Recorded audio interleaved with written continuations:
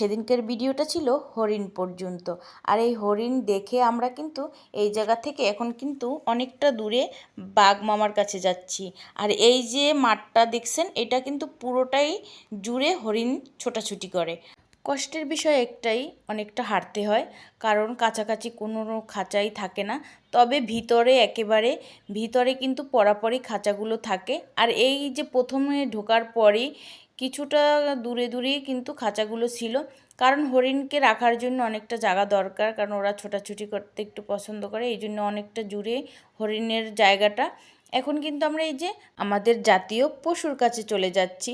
আপনারা বাচ্চাদের এখানে নিয়ে আসতে পারেন। আর যারা আসেন নাই কখনো, তাদেরকে বলবো যে বাচ্চাদের যদি কখনো এখানে নিয়ে আসেন, তাহলে বাচ্চারা একটু বড় হলেই নিয়ে আসবেন, কারণ বাচ্চারা তখন বুঝবে, শিখবে।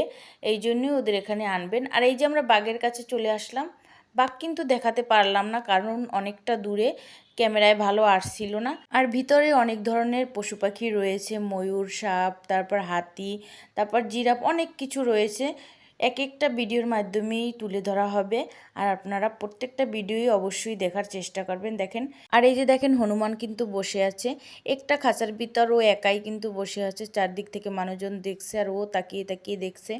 পরের একটা খাঁচায় কিন্তু দুইটা ছিল, আবার দুই একটা খাঁচা কিন্তু খালি পড়ে আছে, কোনো কিছুই নেই।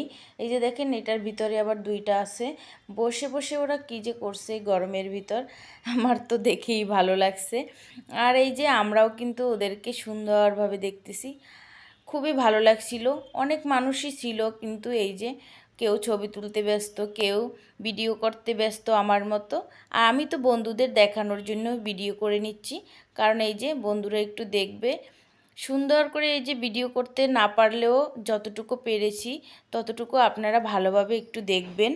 আর আমি কিন্তু একটু একটু করে সবগুলো প্রাণীর ভিডিও করেছি শুধু আপনাদের জন্য। এই যে দেখেন হনুমানগুলো সুন্দরভাবে বসে আছে। আর এই যে বাহির থেকে কেউ হাত দিলে হাতটা খপ করে ধরে নিবে, ও কিন্তু ওই যে জালির ভিতর থেকে হাতটা বের করে রাখছে। এই যে দেখেন, এই যে এই যে কি সুন্দর করে হাতটা বের করে রাখছে। সবাই তো দাঁড়িয়ে দাঁড়িয়ে ছবি তুলছে, তাই ক্যামেরায় ভালো নিতে পারছিলাম না, পরে একটু ভালোভাবে নিলাম। এই যে দেখেন কি সুন্দরভাবে হনুমান বসে আছে, খুবই ভালো লাগছিল। কিন্তু ভেবেছিলাম ভিতরে প্রচণ্ড গরম হবে, বেশি দূর হেঁটে দেখতে পারবো না, কিন্তু প্রচণ্ড গাছপালার কারণে পরিবেশটা পুরোপুরি ঠান্ডা ছিল। এখন আপনাদেরকে দেখাবো এই যে হামাদ্রিয়াস বেবুন।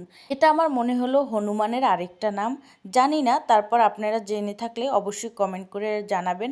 আমার কাছে হনুমানের মতোই দেখতে লাগলো। এই যে দেখেন বসে বসে তরমুজ খাচ্ছে এই গরমে, খুব ভালোই লাগছিল, তাই না বন্ধুরা?